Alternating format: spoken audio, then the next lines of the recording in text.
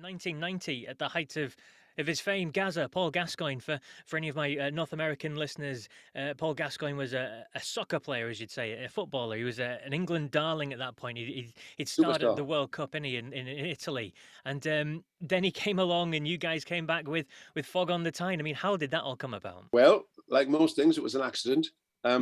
We obviously knew him because he played for our team up here, and he was a great kid, a really talented young kid, an astonishingly gifted football player. And at that particular time after the World Cup, he was probably, after the Queen, he was the best known person in Britain, I would have said, certainly for a couple of years. And I got a phone call one day. By then, I was managing the band. I got a phone call from a guy called Laurie J, who we knew from London. He used to manage the Speakeasy and other clubs stuff. We had various dealings with him.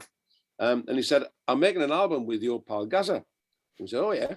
And he wants you to be involved. And I said, oh, that'd be nice. And I was, wondering what the hell was going to come next. And he said, his managers had this idea. And I'd met his manager. I didn't like him very much. He thought, you could just play an instrumental medley of a couple of your hits.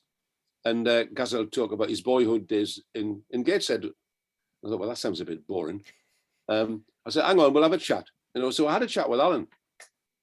And at the time, you see, there was two people. There was Paul Gascoigne, who was the lad, the lovely lad. And there was Gazza, who was like a superstar. Yeah. They were different. And Gazza was a bit like Superman. It was a bit like goes in this phone box and puts his Gazza suit on and out he comes. He was larger than life and everything. So I said, why don't we make a track that, he could be the Gazza character, And we knew he couldn't sing. He knew he couldn't sing. And he couldn't rap either, but he could speak it. So I thought, why don't we redo Fog on the Tyne? Fog on the Tyne, that you've got to remember, I'd never been a single. It was an album track. But everybody knew the song. Yep. And there wasn't anything better we could do for it. So anyway, Alan rewrote it. And we did a basic track at our studio in Newcastle and sent him and said, look, there you are. What do you think about that? And he said, oh, we love it. Yeah, do you want to do it? So fine. So anyway, the initial thing was, we did the track, went down, I think Alan went down to London and got Gazza, coached him through the lyrics, finished it ostensibly to be a track on his album. That was all it was. And then they decided they want to make it a single, and would we do a video? So we said, yeah. Then they put it out. The next thing we know, it's #2 in the charts, and we are getting vitriolic attacks from all sides, saying we've sold ourselves down the river. We've all our heritage has been burnt. How dare we do such a thing, etc., etc. And everybody missed the bloody point. It was a bit of fun, and we helped them out. And it just so happened it was a big hit. It wasn't a career statement. It wasn't, a new direction. It was a bit of fun.